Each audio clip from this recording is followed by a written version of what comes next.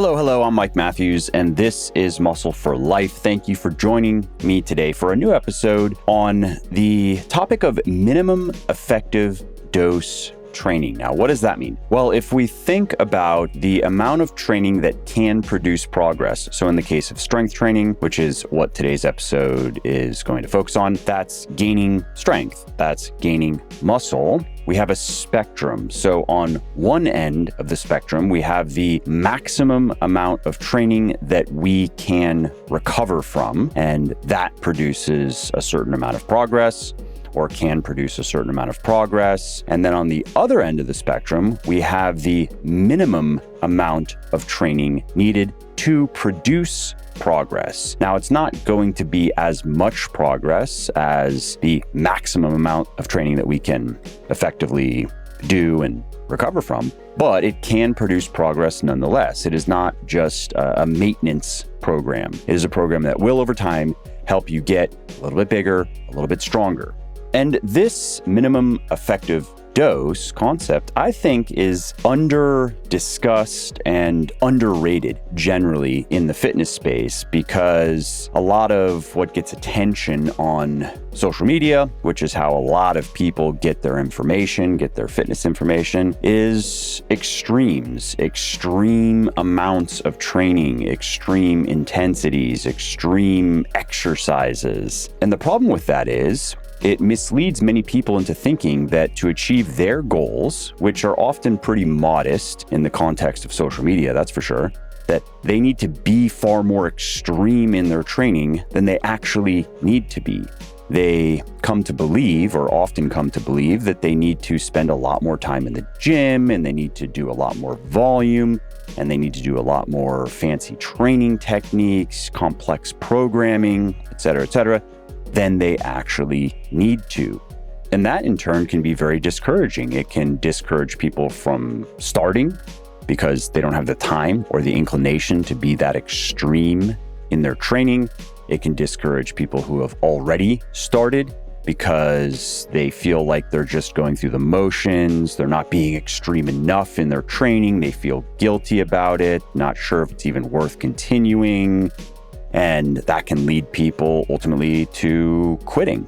And so I wanted to get an episode out there on this topic because the reality is very encouraging. Actually, as you will learn in this episode, it takes a lot less training, it takes a lot less extremity than many people think to keep making meaningful progress, even if you're an experienced weightlifter. And you will learn about that in today's episode, and you will learn how to create a minimum effective dose program. And in this episode, you are mostly going to be learning from my guest, Dr. Pak, and that's short for 3 multi-syllabic Greek names that I've already forgotten how to pronounce correctly, so I'm not going to botch them.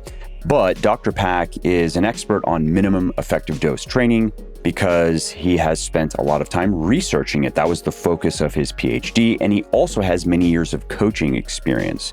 So that's given him a deep understanding of both the science, the theory, and the practical application of minimum effective dose training. Pak, it's nice to meet you. Thank you for joining me today. Mike, likewise. Thank you for having me.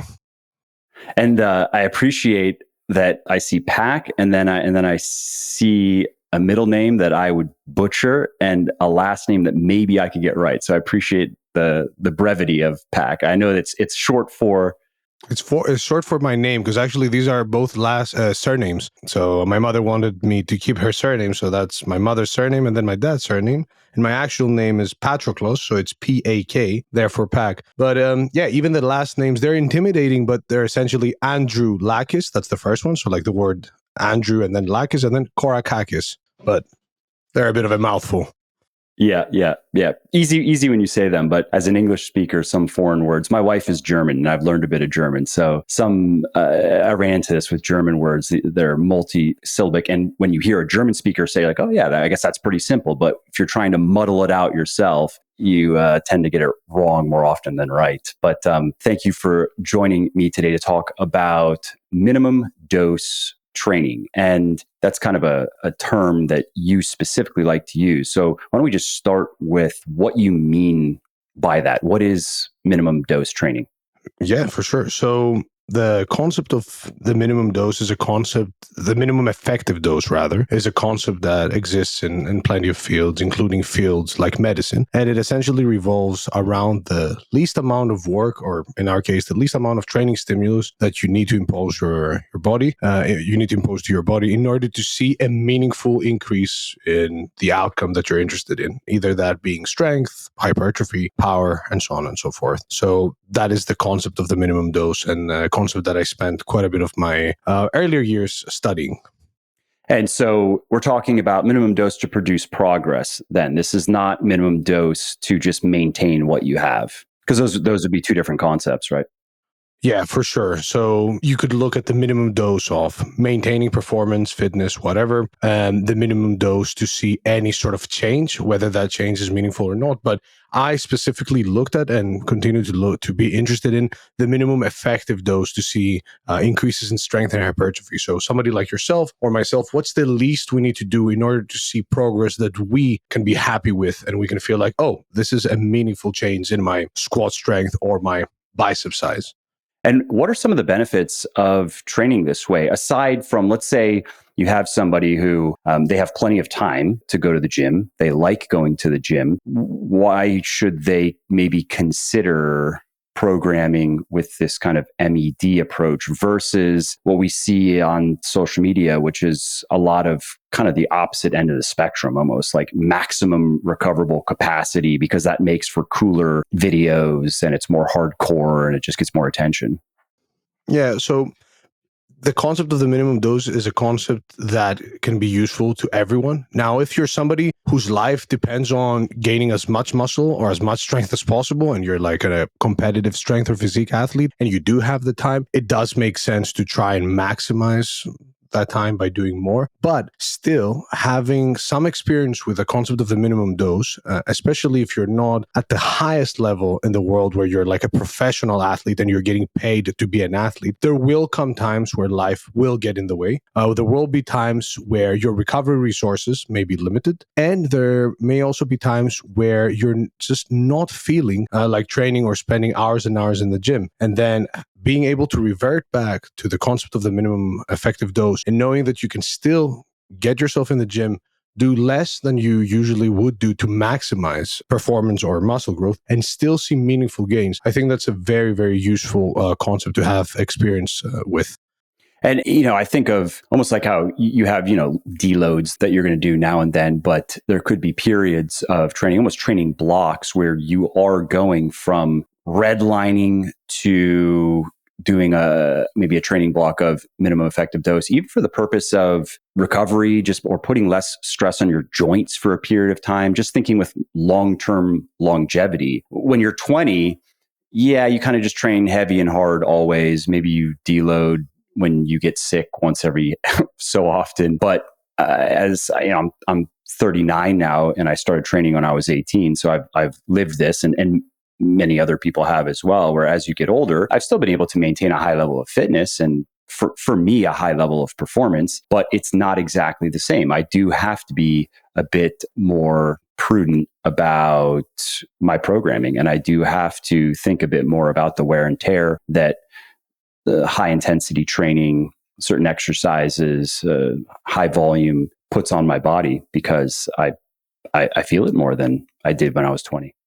Yeah, that's a really good point. And I guess we could use the analogy that everybody loves when talking training, which is a car analogy. So I guess if you have a car that's, so let's say you have a car that has 100,000+ miles, the minimum effective training, those would be you running that car at a decent speed and still getting to your destination, but without necessarily pushing it to its limits and getting there faster like you would back in the day, because it could present certain problems. I'm not sure if the analogy was the best or if it was needed, but hey.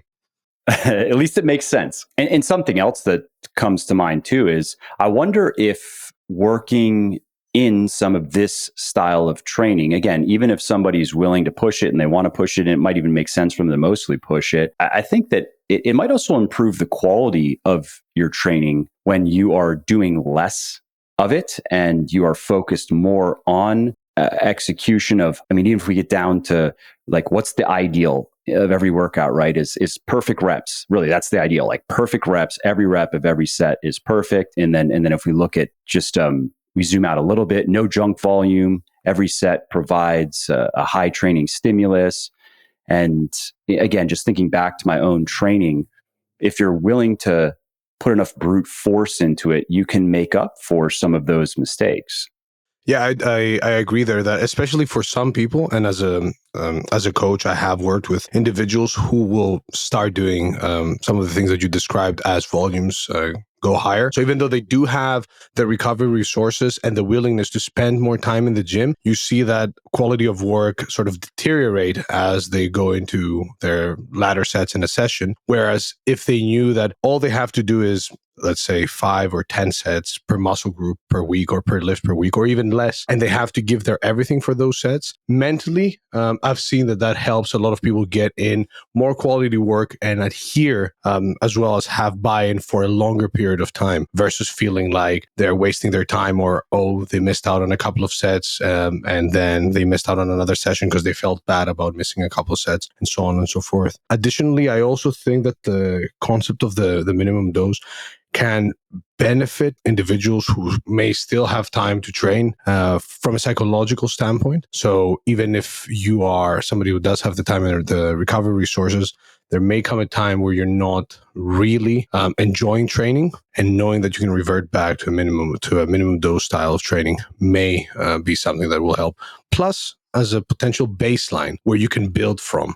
So you could use the concept of the minimum effective dose to have as your sort of starting volume. And because that will still get you meaningful gains, you can start there and start adding from then onwards, versus what a lot of people do where they start at the maximum because they're like, hey, I want to maximize muscle growth and strength, therefore I'll start at the max. They do that for a few weeks. They don't feel good because they haven't adapted and because they've started too high. They feel like they're never going to make progress because they're like, I'm doing what I'm supposed to be doing. This is the maximum. But they feel tired, or they start missing out on sessions, and then they end up in almost endless cycle of starting, stopping, starting, stopping. Or feel guilty by wanting to even reduce training volume or do anything differently. So I can think of people just over the years who they were determined, so they kept at it, but they just kept digging the hole deeper because they didn't want to dial anything back. Because to your point, they thought, well, this is what you should be doing. If you want to gain muscle and strength as quickly as possible, this is what you should be doing. Anything less than this is just not. You're not really trying. You don't really want it. So I think those are good points. And the other thing you mentioned, the psychological point of if you're not enjoying your training, or if you have some other reason why you don't want to be in the gym as much as maybe you were, I think that's also something that I just wanted to point up for people listening, because I went from, so for the longest time, I was training 5 days a week. Those workouts were probably 70, 80 minutes or so on average. And for at least the last, there was about a 2.5 year, probably almost 3 year period where I was pushing pretty hard for my body. I'd say probably close-ish to about the most that I could do given the other circumstances in my life, given that I'm like an okay sleeper, not great sleeper. I have kids, there's other stress, there are things I can only, beat myself up so much in the gym before the wheels just kind of start to fall off. And then it's probably about 6 months ago or so, maybe a little bit less, 4 months ago, I switched to 3 days per week, because that period of really pushing for progress, it was productive and I hit some PRs. I can't really say I see much of a difference in my physique. I gained a little bit of muscle just tracking my body composition, but we're talking about a few pounds, maybe 2 or 3 pounds over the course of a couple of years. And given my genetics, it's hard to say that I could have trained much harder and actually recovered from it. And, strict with my diet and so forth. So I'm close to the end of my genetic rope for muscular. I wasn't meant to be a big and strong guy, really. I'm kind of like a taller, skinny guy, played ice hockey, good endurance kind of guy, right? And so I was like, okay, well, that was fun to do that for a while. But now I really just want to maintain what I have. I'm happy with how I look. My body generally feels good so long as I don't push it too hard in the gym. And I like training, but there are many other things that I would like to be doing with my time. And so if I can spend less time in the gym, like psychologically, that's just more appealing right now than more time in the gym. And so I went down to 3 days per week, just kind of a simple push pull legs, MED kind of approach. And it's great. And I now like my training on the whole a lot more because I don't have the voice in my head questioning why I'm still in the gym 7 hours a week when I really don't need to be. And I don't love being in the gym just for its own sake. Some workouts are better than others. I generally enjoy training, but I have other things. And so that has been a nice shift for me. And that's new. I mean, I haven't consistently trained 3 days per week. I actually can't remember, aside from maybe like I'm on vacation and I'm just going to do a couple workouts, or maybe if I really thought about it, I could think of periods where I was very busy and there were a few weeks here and there where I was just doing a few workouts, but consistently, intentionally just training 3 days per week. This might be the first time ever, actually, because when I got into lifting weights, I was 17 or 18. I had nothing but time. So I'd be in the gym 5 days a week, 2 hours a day, sometimes go on Saturdays. You know what I mean? Good times, man. I think that's where a lot of people fall victims to the somewhat, especially, individuals who are potentially also dabbling in like self-improvement sort of communities and just are on social media a lot, where you do see this constant idea of like hard work and you gotta grind and wake up at 3 a.m. and this and that and the other, all for hard work. But similarly with other areas in your life, the difference between optimization and the difference between optimal and suboptimal is not 60 versus 100%. It could be 85% versus 100%. And I think that a lot of people have this idea that unless they're doing the best thing for muscle growth or strength, whereas in other areas in their life they don't care, i.e. finances. Not everybody is out there trying to maximize their investments and reading hours and hours of how to trade stocks or whatever. They're happy with the basic approach, and they're happy that they're going to make some meaningful dividends down the line. I think that a lot of people are just afraid that they're missing out. And when we actually surveyed national and international level powerlifters, around 32%, when asked why they haven't trained with a minimum effective dose approach, they said that they had not thought of it. And 29%, obviously people were able to select multiple reasons, said that they did not want to experiment and risk potential progress, while also 20% said that they did not feel comfortable with doing less than they were currently doing. So there was a sense of, if what I'm doing now is producing X result, if I do less, I'm probably going to regress, and I'm probably doing a disservice to my hobby, my passion, myself, my physical fitness, when in reality, we see that that's not the case. And let's get into some details about how this works, how this looks. And you can come at it whichever direction you want to. But for people listening, if they're thinking, okay, so what might this look like in my training? If I want to continue gaining muscle and strength, okay, I'm not going to gain it as quickly as I possibly could, but I'm okay with that. How would I go about implementing that? And obviously, it's going to look different for beginners and intermediates and advanced and so forth. But I'll let you parse all that out however you want. Sure. So just a bit of context for the listeners, I did my PhD on the minimum effective training dose for power lifters specifically, and strength in power lifters. But as part of that project, I had to look at the literature as a whole. And because there's not much direct literature on power lifters, I had to look at resistance trained individuals separately. So just people that lift. And based on the current literature, for somebody who is a trained individual, so at least like a year of training, and that would also apply to beginners, doing a single set of 6 to 12 reps with around 70 to 85% of their one repetition maximum strength. So being in the 6 to 12 rep range and being very close to failure, and doing that set 2 to 3 times per week, again, with a high intensity of effort, can allow them to make significant strength gains over the course of 8 to 12 weeks. So we're talking about around 2 to 3 sets per exercise. And that's for just general strength. Can I ask a A quick question on just when you say per exercise, are you also talking about per muscle group? So do you mean for one muscle group over the course of a week, or is this exercise, would it be done multiple times? Yeah, so we specifically, because this was in the context of powerlifting, we specifically looked at how much is needed for the squat, bench press, and deadlift. But as far as per muscle group per week, the guidelines wouldn't differ that much. You could be looking at, instead of 3 sets per week, around 3 to 5 sets per week would allow you to still make meaningful hypertrophy gains. But even as low as 1 to 3 sets, either per exercise per week or per muscle group per week, which could be 1 set per exercise per week, is enough to give you some growth. But given that adding another set is not going to take that much time away from you, I mean, it's like maybe an extra minute. Yeah. If you're in the gym, you might as well do 3 sets.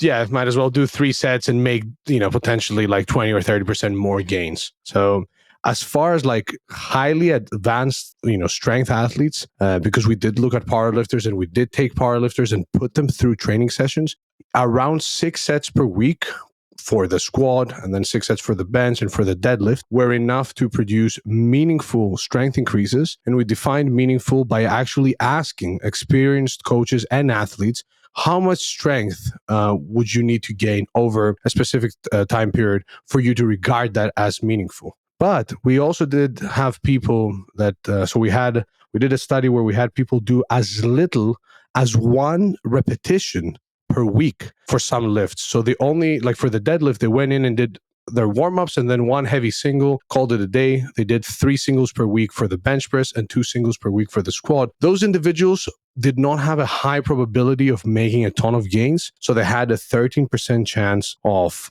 meeting the standards that the coaches and athletes had set as far as what's meaningful, but they were still able to somewhat increase their strength with just a few, like less than a handful of repetitions per week. And we're talking about experienced strength athletes here. And was that what, 95% of 1RM or? So they were training up to a single at RPE 9 to 9.5. Okay, so heavy, but still just 1 rep. Yeah. Just 1 rep. And keep in mind that when we added 2 sets of 3 backoffs to all those singles, so that on paper and in practice is not a lot, but if you actually calculate the percentage change as far as volume goes, that was 600% more volume. So you go in, you do your single repetition on the bench press, and then they took 80% of whatever they hit and did 2 triples. So not a lot of time committed, right? And they had a 99% probability of exceeding what the coaches and athletes regarded as a meaningful strength. And if we look at the actual numbers on average, we're talking about an increase on their powerlifting total, meaning their squat, bench, and deadlift combined, of around 60 to 70 pounds over the course of 6 weeks. Obviously, terms and conditions apply, potential outliers and so on and so forth. But we also interviewed a bunch of world champion powerlifters and coaches, some of the best in the world when it comes to the athletes, and coaches that have worked with multiple world record holders, champions, thousands of people, Gen Pop, military personnel, and so on and so forth. And even they said that, hey, a handful of sets per week per lift at around 1 to 5 reps, using a heavy weight should be enough for, periods up to 3 months for you to still make really good gains. We then triangulate that with the hypertrophy data that we have. Somewhere around 5 sets per muscle group per week seems to be a really, really solid sweet spot for somebody to make solid gains, probably not maximized, but still make both solid gains in terms of muscle size and strength. And when you say how did you interpret those findings? I'm sure you were a little bit surprised with those findings. And does that tell you something about how a lot of these people were training before participating in this study? What you were having them do, I'm assuming, was quite a bit less than what they normally did, or no? Yeah. So they were required to not have done something like that before. Yeah. And so they were going from, my understanding, they were going from a higher volume, just harder program to a lower volume, in some ways easier program. And then they still made meaningful progress, which would probably mean they made a much or most of the progress that they would have made had they just continued the way they were training before. because they're calibrating their own idea of meaningful progress based on their previous training experience, right? Yeah, potentially. It may have been that because the training they did was so for strength specifically, we know that specificity is important. They went from higher volumes of training to doing something that was very, very similar to the test that was used to measure their strength, which in their case was the squat, the bench, and their deadlift. So it may be that they got really good at handling heavier weights and just doing only what they were supposed to do when they got tested. So they got really good at doing heavy singles, and then the backups were still heavy enough. And because volume was so low, fatigue, which we only looked at by asking them to rate their soreness, and overall their soreness was super low throughout the duration of the study. It may be that such training allows you to maintain a high level of fitness. In this case, fitness is strength, still get some meaningful practice, some like really good practice in. And at the same time, you are getting really good at doing whatever you want to get good at doing without having the issue of fatigue building up. And you're able to express that a bit better. Now, keep in mind that if we assume that, muscle growth is also important for strength, it is likely that they would have, after a certain point, they would need a bit more volume to keep the hypertrophy sort of gears grinding. But even so, if we're still toying with the concept of the minimum effective dose, that would just look on paper, that would just be an addition of a few extra sets here and there. The nice thing actually with that came off the back end of me being involved in the community was that after our studies were out and the concept was promoted a bit more, a lot of people reached out and said, oh, I've done this in the past and I've gotten XYZ results. Or a lot of people actually took some of the protocols from the studies and ran them. And that resulted in a bunch of really cool case studies, in quotation marks, of people saying, hey, I ran that, made great gains, feel great. That's great. And then, so my next question is on this hypertrophy point. So if we're talking about 5 sets for a muscle group per week, and that's for an experienced weightlifter, or like, who would you say that could work for? Work for anyone and everyone? Does age come into play here? So I would say it would work for anyone and everyone. And I would also say that, again, you could go as low as 1 to 3 sets per muscle group per week. We do have data showing that single sets are solid at getting you gains. Now, I'm recommending 5 because it's right there in the middle between 1 and 10. Absolute mathematical genius over here. But no, it's slightly above the absolute minimum effective dose. And again, the time commitment required is not that great. But yeah, I would say that for beginners, 100%. For intermediate and advanced trainees, unless now, if you're somebody who's been training for 25 years and you are a competitive bodybuilder and you've absolutely done everything under the sun for muscle growth, and you're also of a certain age, it may be that there's nothing else you can do anyways to make meaningful gains, but you will most certainly maintain your muscle mass and still potentially see some strength gains. For anybody who doesn't fit that category, even if, like, let's take myself, I've been training for 12 years, I should be able to make meaningful progress with just 5 sets per muscle group per week. But that meaningful, the definition of meaningfulness changes based on your level, right? A beginner is not going to be like, oh, I think my bicep looks slightly bigger. That's meaningful. A beginner wants to look at themselves in the mirror and see somebody else. For you and I,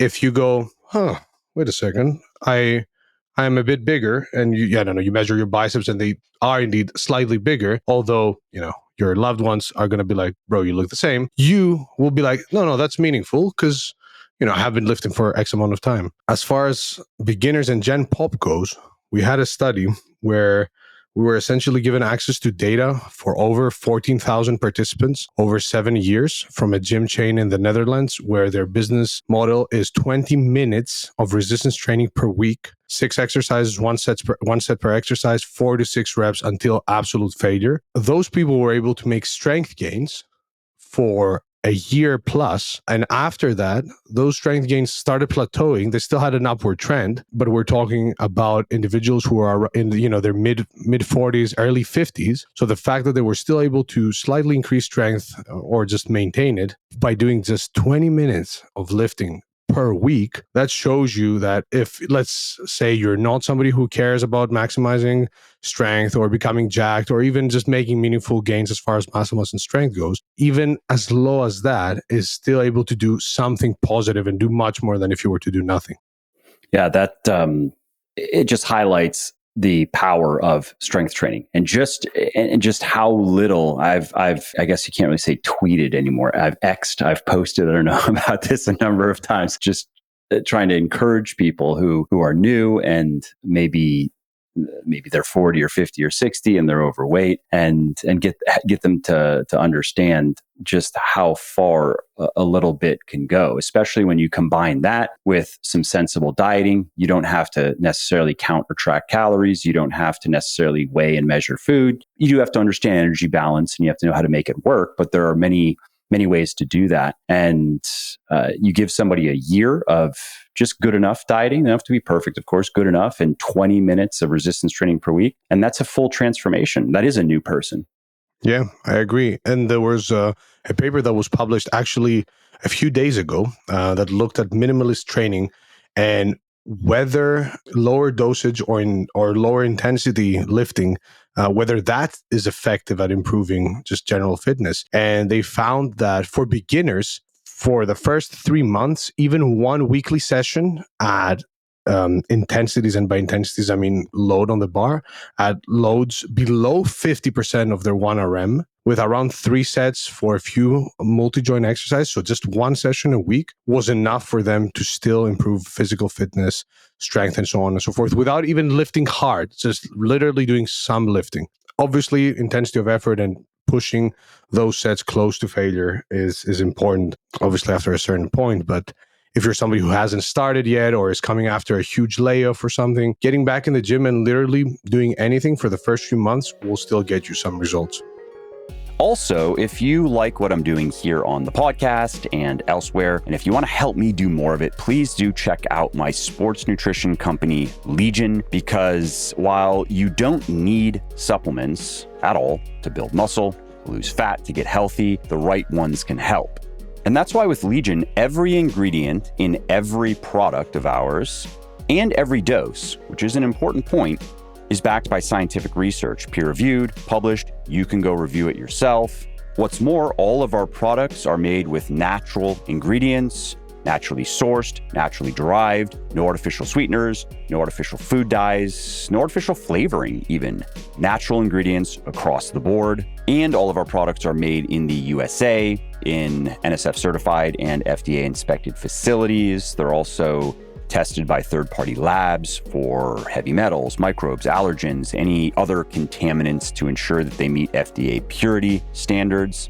And all of that is why over 400,000 people have chosen Legion for their supplementation needs and have left us over 60,000 verified reviews on our website, on Amazon, and elsewhere. And if you are still listening because I've piqued your interest, you should know that right now over at buylegion.com, that's BUYLegion.com, we are still holding our biggest sale of the year, our Black Friday Cyber Monday sale. And that means that you can buy one product and get 50% off another product site-wide on all of our products. Also, you will get a free $10 gift card on orders over $99. You will get a free $20 gift card on orders over $149, and you get a free $40 gift card on orders over $199. But there is a catch, and that is that the sale is going to be over soon. It's going to be ending in a few days, and we are not going to be offering deals like these again until next Black Friday, Cyber Monday. That's always our biggest sale of the year. So if you want to check Legion out, and if you want to save big, then head over to buylegion.com. And you should also know that if you don't like anything for whatever reason, you just let us know and we give you your money back. You don't have to send anything back to us. You don't have to fill out forms. You simply let us know that the product just didn't work out for you for whatever reason, and that you would like your money back, or maybe you'd like to try another product, try another flavor, for example, and we take care of you. So again, head on over to buylegion.com, check us out, take advantage of our big sale before it's too late.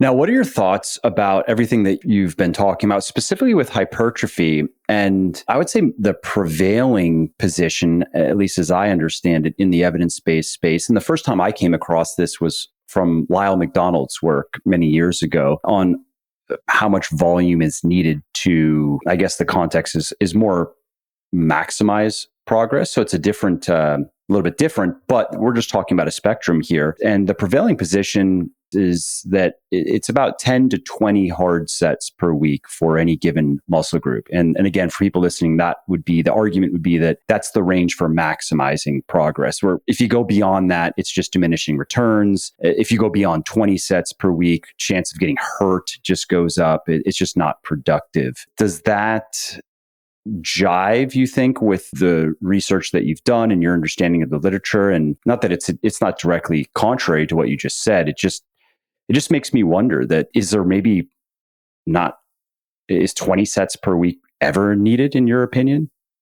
Yeah, and I would push back against the narrative of junk volume that we often see, where people hear about like a very hard cap as far as like an upper threshold when it comes to training volume. What people need to also understand is that those ranges are not individualized. What the research tells you there is that, hey, if you're absolutely trying to maximize muscle growth, staying within 10 to 20 sets and seeing how you're responding, how you're recovering, is probably your best educated bet at maximizing and absolutely making the most out of your training. But a lot of people see that and they understand it as, if you don't do 10 to 20 sets, you're barely looking at maintaining, But as far as the literature goes, there are studies that have done more than 20 sets. And we recently had a study that was published that the average number of sets in one of the groups was 37. It was, mind you, that was only for one muscle group.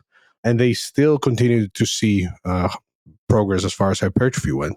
Now, I would still, if you're somebody who's trying to absolutely make the most out of your time in the gym and you want your side delts to be as big as humanly possible, even if that's something you can only see, staying in the 10 to 20 set sort of range makes sense, potentially starting lower and then building up as you are seeing, as you're recovering.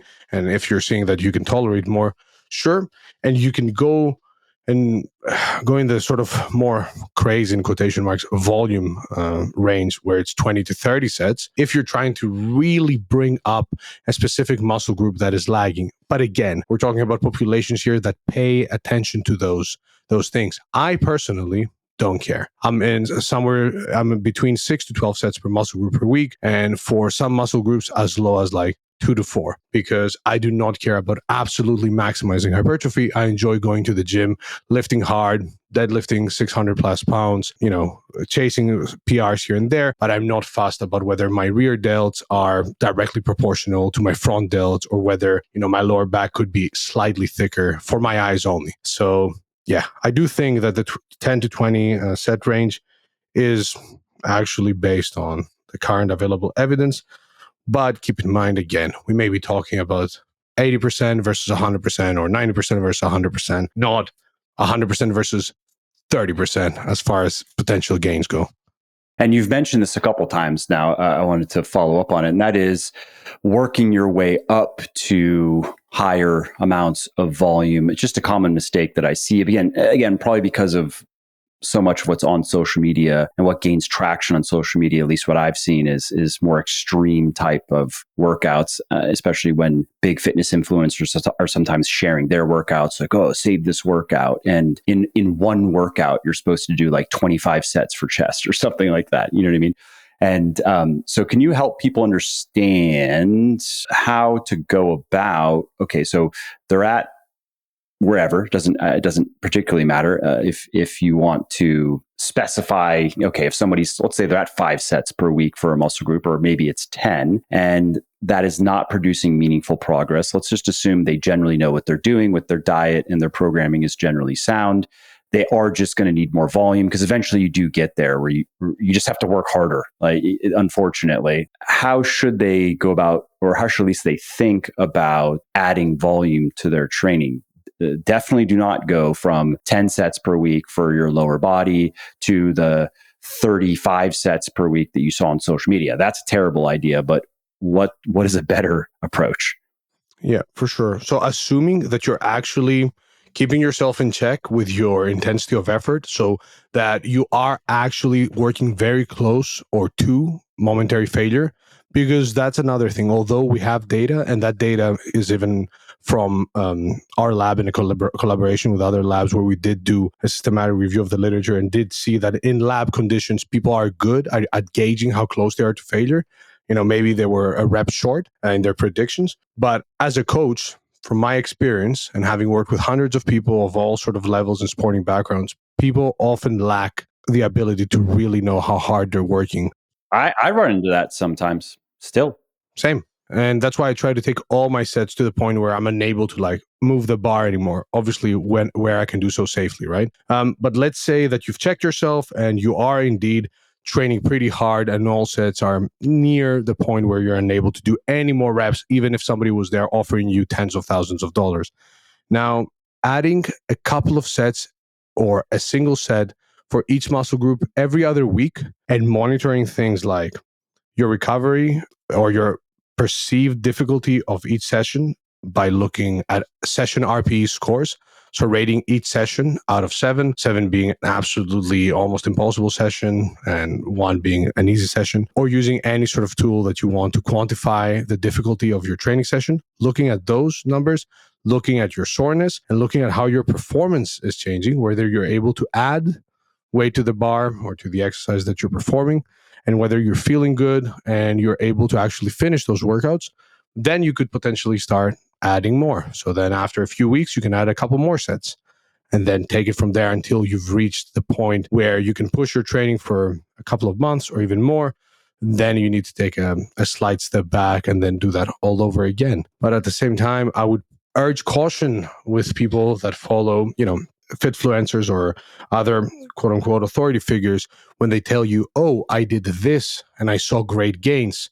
Seeing gains and seeing muscle growth gains specifically, especially for people that are not beginners, takes a long time. So just because somebody tried something for a couple of months and they feel like they looked a bit better, that doesn't necessarily mean that you should take that as the sort of the definitive proof that they wouldn't have seen better gains had they done less. Simply losing body fat can create that illusion. Or having less stress in your life. Yeah, I mean, just even in terms of, okay, so anybody who has gotten fairly lean has experienced this, where you start out as a guy, let's say somewhere in the teens body fat percentage, and you diet your way down, and by the time you're around maybe 10%, people are starting to comment like, "Wow, you've put on some size. Have you been bulking up?" You're like, no, it's literally the opposite. I'm 15 pounds lighter or whatever. There's just an optical illusion that you look bigger when you look leaner, and then you put on a long sleeve shirt, and then it's people asking, what happened? Did you stop lifting weights? Also, something it just needs to be said that just because somebody says that they did a certain workout on social media or that they train a certain way doesn't necessarily mean that they do, unless you're seeing every set of that workout and you're seeing enough of that, because it's stuff at the fringes that gets the most attention. People will joke with me that for a long time now that my training is, especially now that I'm there 3 days per week, some people are surprised that as a fitness professional, I'm only doing maybe 8 to 10 hard sets per major muscle group per week. And isn't that boring, or shouldn't you be working harder? And I mean, I don't care, but if I were trying to get more attention, then I wouldn't be honest about my workouts. I might still do what I'm doing, but I would simply lie. I would make up that, oh yeah, well, here's today's workout. And there are people who do that, unfortunately. Yeah, for sure. And a lot of it is done for the algorithm. But additionally, people also discount the fact that it's not impressive for somebody to do 20 sets per muscle group per week for 3, 6 months, whatever. But rather, at least in my opinion, you, a businessman, family man, person that is doing other things, is still working out with a high intensity of effort and still hitting volume thresholds that are beyond the minimum effective dose for years and years and years nonstop. So for me personally, if it's much more impressive for somebody to be in the gym for 20 years nonstop versus what we often see where people have this sort of spark for the gym for a couple of years and they kind of fall back for like a few months. They don't work out, get back in, get back out, and then they end up semi-maintaining what they built back in their 20s for the rest of their lives by doing a few periods in the gym, then taking some months off. So people should not discount the effectiveness of a plan that doesn't look exciting on paper and doesn't look super fancy or complicated. That plan, if you're able to be consistent with it and be in and out the gym day in or no day in, week out, and still, add a few kilos to the bar or pounds to the bar over years, even if that plan looks boring AF, you are going to be doing much better than the person who's trying to do the most every time and then they fail and they start again or they get injured and so on and so forth. I've joked about that effective, efficient training is boring on paper. It doesn't mean that all of your workouts are going to be boring, but it is pretty much you have a handful of these great exercises or a few handfuls of these great exercises, and you just do that at least a few times a week, and you push close to failure, and maybe you train in a variety of rep ranges, but you're still just doing the same kind of couple handful of exercise, and you just do that until you die, and that's the plan. And that's awesome. I don't know. In my head, it's the same as like other areas in life where like it's basic and boring on paper, but it's not easy to be pushing. Like again, we're not talking about people that are professional athletes. It's not easy, at least for most people, to have a family, a full-time job, traveling, other stressors, and still be on top of their nutrition and training for the rest of their lives and maintain a, like not above average, like way above average level of fitness. Because we're not talking like your muscularity and your strength, even without knowing you, just by looking at you, when compared to the average person, is just like it's not even a discussion there, and you're able to do so while doing everything else in your life. And I think that's most of the people that are listening here that have other things going on. Yeah, absolutely. That's been really the crowd that I've wanted to reach from the beginning, is the everyday person. Fitness is not their life. It's important to them. It's something that they want to be able to do for the rest of their life, but it does have to fit in, and it has to it's not number one on the list of priorities and obligations. And so how do you help somebody get really fit with just a few hours per week? And I wanted to also ask if there are any kind of common misunderstandings or misconceptions about this minimum effective approach that you haven't already addressed that you think we should address.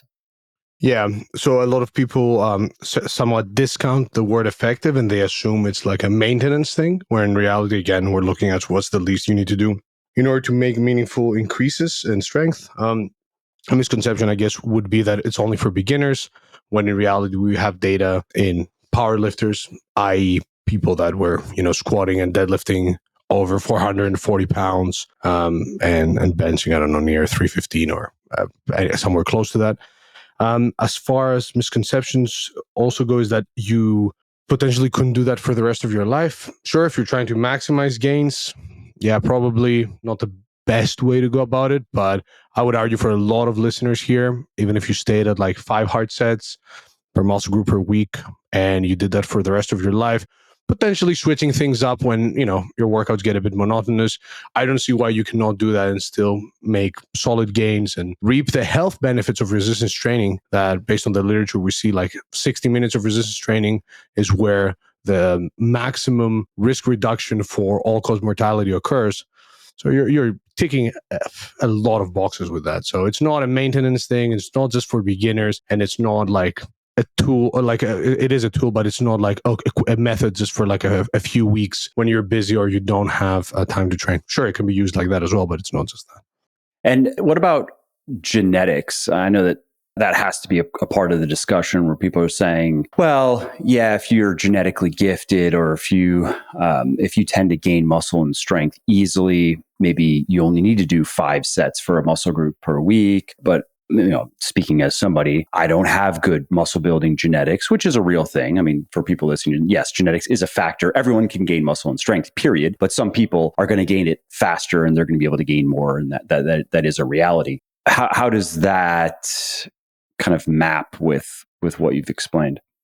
Yeah. So if we look at the literature, it's not that the literature was on genetically gifted individuals. It was on a bunch of individuals. Some may have been non-responders. Some may have been, high responders.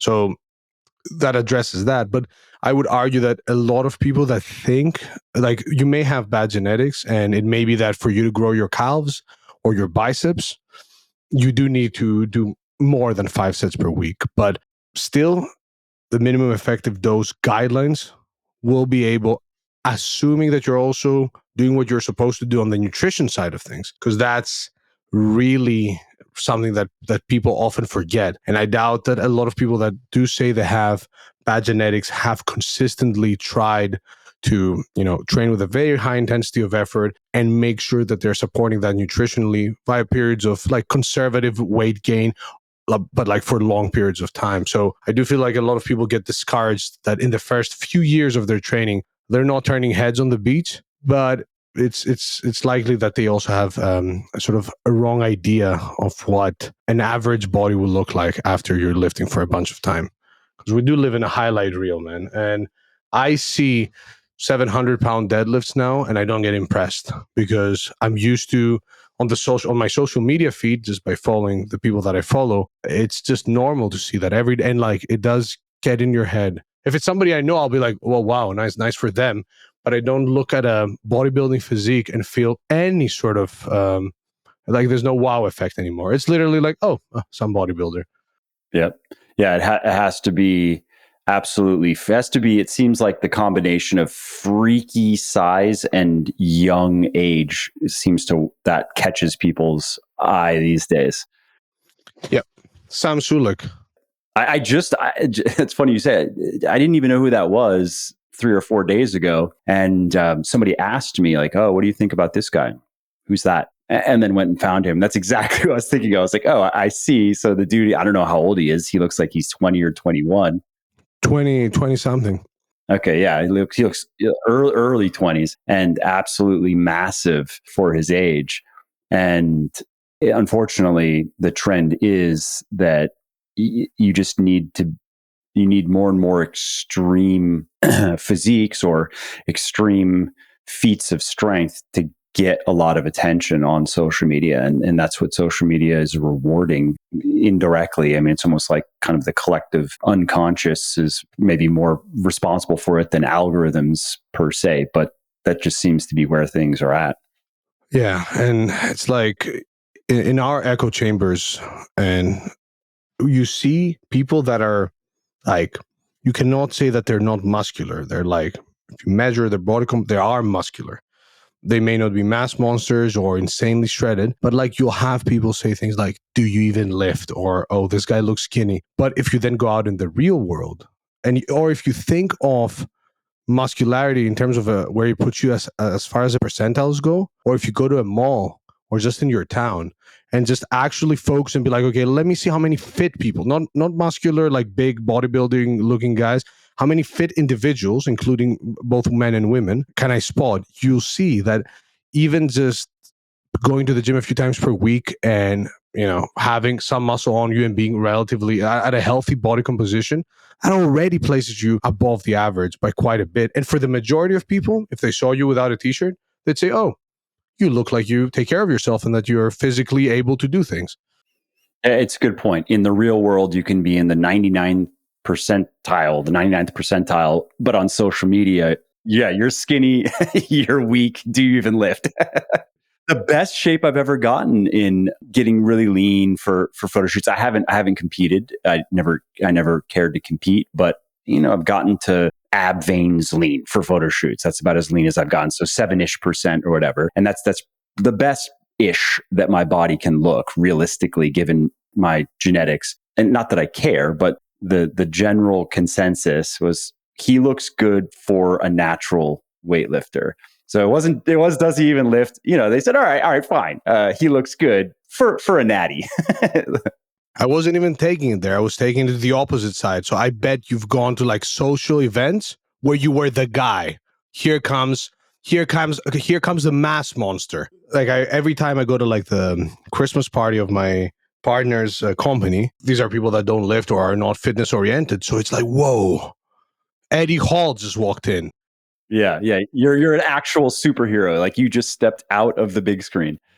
Same for you. Like you walk up there with a t-shirt and maybe not like a winter jacket on, and just looking at the shape of your arms, people will be like, "Wow, like this is intense." And you see that with how they admire certain characters in movies, like Bane and Batman. Now, I'm just going on a completely weird tangent here, but like if you look at Tom Hardy's physique in portraying Bane, well, it wasn't anything insane. He had big traps. Well, that was, he was just like a guy that looked like he worked out. And I think he was maybe shrugging a lot also to get the traps out a little bit. Yes, you thought darkness was your ally. But yeah, but people still perceived it as, whoa, here comes Bane, the huge guy. I think of who's Chris Hemsworth as Thor. I remember I was in the theater maybe for the first one, and he takes his shirt off, and I mean he looked good, but that physique is achievable for most people, if most guys, if they're willing to work long enough, regardless of what he may or may not have used to prepare for the movie. But that's still an achievable physique, and I think 80% of the women in the theater all like sighed at the same time when his shirt came off. Yeah. Yeah, exactly. And then one final thing, you mentioned nutrition, and that is a great point. Particularly, I mean, it just starts with calories. I mean, I know you know this, but for many people listening, if you're not consistently in a slight calorie surplus, no reason to go above 10% of your daily energy expenditure. Probably closer to 5% is a better idea. If you can make that work, that means you're going to have to diet on a lean bulk with the same mentality, at least, that you would diet on a cut, not go way overboard or not pay attention and accidentally undereat, which, I've heard from many people over the years who are surprised when they lean bulk for the first time that after the first couple of weeks, it's not fun anymore. You're always full. And after a couple of months, you're force feeding yourself unless you have a large appetite. But if you have a normal appetite or even a lower than normal appetite, it just as the desire for food and the hunger and cravings that can occur when you're cutting are annoying, you kind of have the opposite that is annoying, where you just don't want to eat anymore when you're lean bulking. And so that point of being willing to do that and not just do it for a couple of weeks, not just do it for a month, like, no, try to do it start relatively lean and try to do it for 6 months, consistently in a surplus, training with an effective amount of volume, training with that intensity. There are just many, many people who don't want to do that or have not done that, but then who, like you said, will think that, and in some cases they actually think that it's their genetics that is the problem, or they think it's their training that is the problem. They think that they need more volume or they need to do a more extreme program, when no, they just need to eat more food. I mean, I've experienced that simply because I kind of like being lean, and at least I know it, but I've accepted that at this point, if I wanted to gain any significant amount of muscle, which is not going to be that much, but if I wanted to try to gain, let's say somehow gain another 10 pounds of muscle, work really hard over a course of a couple of years, I'd have to generally be at a higher body fat level. And I don't care enough. I kind of just like the way that I look where I'm at, and I like how I feel, and that works for me. Yin and yang over here. I'm the opposite, but the opposite as in I'm comfortable at higher body fat percentages. Well, you're also, though, performance focused. I mean, it sounds like you like to be strong. You like to. Yeah, naturally, I was never like, I am between 20 and 24% body fat based on like DEXA, BODPOD, and BIA at 5'10" and at around 235 pounds. But I make sure to measure my waist circumference daily and make sure that that's in check. So that is half of my height in centimeters in circumference. Make sure my visceral fat is low. So that's measured by DEXA. Obviously, I ensure that my steps, so I've been averaging 12,000 steps for like the past 7-8 years and lift, but I just enjoy eating food. I'm naturally inclined to be sort of these body fat percentages. And at the same time, I like how I look with clothes and hey. But all that, which was unrelated to what you mentioned, is that as far as gaining muscle goes, it's cool to look at like 12-week transformations and stuff. And sure, you can do great, especially like from a weight loss perspective. In 12 weeks, you could look like a different person. But as far as actual muscle growth goes, if you're not a beginner, you need, in order for you to actually see like solid gains, that needs time commitment, a conservative surplus. Although we have data showing that even maintenance calories can allow you to build muscle, if you want to make sure, and especially if you feel like you may not be an extreme responder to lifting. Or let me just interject, and this is something that I do it intentionally, but I've heard from many people over the years who didn't realize they thought that they were eating maintenance calories. Like that's how they thought of it, right? But of course, they're not eating exactly the amount of calories that they're burning every day. Some days they're over, some days they're under. And because they were averse to gaining body fat, like they wanted to keep their abs, if it's a guy or if it's a woman, of course, then maintenance when you want to stay lean means erring on the side of under eating rather than overeating. That's just how it goes. If you look at on a weekly basis, there are probably going to be more deficit days, slight deficit days than surplus days. And just the kind of average lifestyle, you'd have weekdays are probably on average deficit days, and then they kind of just make up for that deficit on the weekend. They go out to restaurants and they loosen up a little bit, and that allows them to maintain their body fat levels. And so they think of that as maintenance. But well, that's 5 days a week in a slight deficit. And those are your training days. And then you have 2 days a week of a moderate surplus, let's call it. Those 2 days can't make up for the detriment of the 5 days. That's a good point, because a lot of people will go, yeah, I've been bulking and nothing happened. And then you're asking, how much weight did you really gain? Were you actually measuring? Was it that you saw the scale go up because you ate more carbs and your weight sort of bumped up the first few weeks and then you just maintained it? How has training been? Are you training intensely? But it's important to make sure that nutrition is in check. Obviously, eating, plenty of whole foods and stuff for your health, and getting enough fiber in, and avoiding eating too many ultra processed foods. Eat plants as well. Just so everybody knows, plants are not trying to kill you. You need to eat vegetables. Yes, they're good. Oh, there you go. But yeah, anyways, it's important to make sure before you call it a day and say, "Yep, I'm doomed. I have bad genetics."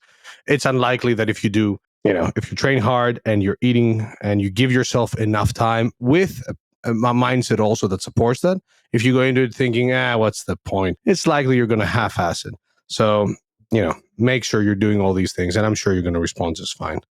And one final thing I'll say that has worked for me, it requires a bit more work on the meal planning side. So some people wouldn't want to bother with it. However, it's flipping so we have the mistake of a slight deficit 5 days a week, and then a moderate surplus 2 days a week. Now that's fine if you just want to maintain your body comp, that's totally fine. But if you're trying to make progress and you're an experienced weightlifter, that's just not going to work. However, I have had success with the opposite. So intentionally being in a slight surplus 5 days a week, and then a moderate, not extreme, but just moderate deficit on the weekends is what I would do. And that allowed me to make progress as measured in strength gains. And also I was taking body measurements. So I was clearly progressing. And I did, over the course of probably 4, 5, or 6 months, I did gain a little bit of body fat, but it was less than I would have gained if I would have just maintained a steady surplus. And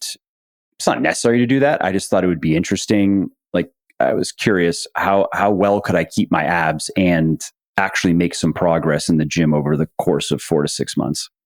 Yeah, that sounds like a solid strategy as well.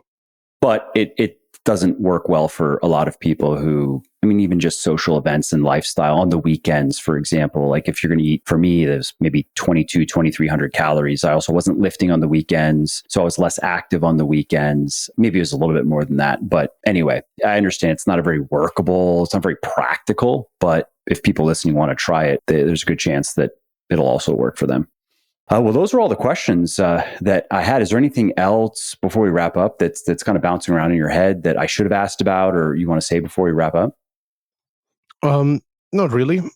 I think we've covered everything. I guess the one main takeaway is that, hey, if you're doing a ton at the moment, know that you could also do less and still see progress. So don't be afraid when life gets in the way or you're not feeling like lifting.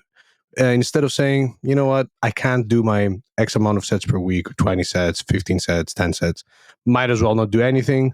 If you've listened to this, you know that you could do much less and still make some progress, if not quite a bit of progress.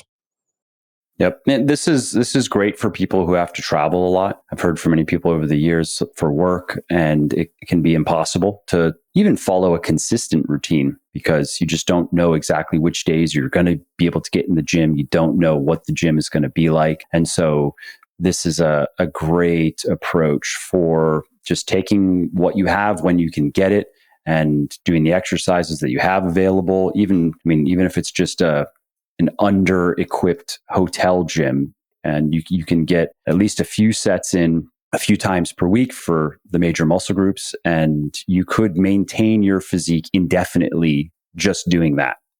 Yeah, I would say for sure maintain, if not make some gains as well. I've flown over 20 times the past like 3-4 months, over 6 countries, and I haven't stopped training at all, even hitting as high as like six training sessions per week. Some of those sessions, 20 minutes long. Get in, chin-ups, push-ups, a few lateral raises, get out. Other sessions longer, but I'm constantly just telling myself, hey, just get something in. Even if it's a hotel gym and I end up doing 3 exercises with light weights till the point of failure, that still counts. And it adds up over time. Yeah, that's a great tip. I do that. Even when traveling on vacation, I don't make it a priority, but on average, I'll do 1 or 2 workouts per week and just in the hotel gym. And usually I'll just do an upper body workout and a lower body workout. I come back and I'm able to pick up right where I left off. All right. Well, thanks again, Pac, for taking the time. Let's just wrap up with where people can find you if they want to know more about your work and if there's anything in particular that you want people to know about. So I am on Instagram at Dr. Pac, Dr_PAK. I have a YouTube channel, which is also called Dr.Pac, Dr.PAK. And my personal website, drpac.com. So yeah, that's it. Everything is there. Links to my research, links to videos and so on and so forth. And yeah, thanks so much for having me on. Yeah, it was a great discussion. I enjoyed it. Awesome. I appreciate you. Well, I hope you liked this episode. I hope you found it helpful. And if you did, subscribe to the show because it makes sure that you don't miss new episodes. And it also helps me because it increases the rankings of the show a little bit, which of course then makes it a little bit more easily found by other people who may like it just as much as you. And if you didn't like something about this episode or about the show in general, or if you have ideas or suggestions or just feedback to share, shoot me an email, mike@muscleforlife.com, muscleforlife.com, and let me know what I could do better or just what your thoughts are about maybe what you'd like to see me do in the future. I read everything myself. I'm always looking for new ideas and constructive feedback. So thanks again for listening to this episode, and I hope to hear from you soon.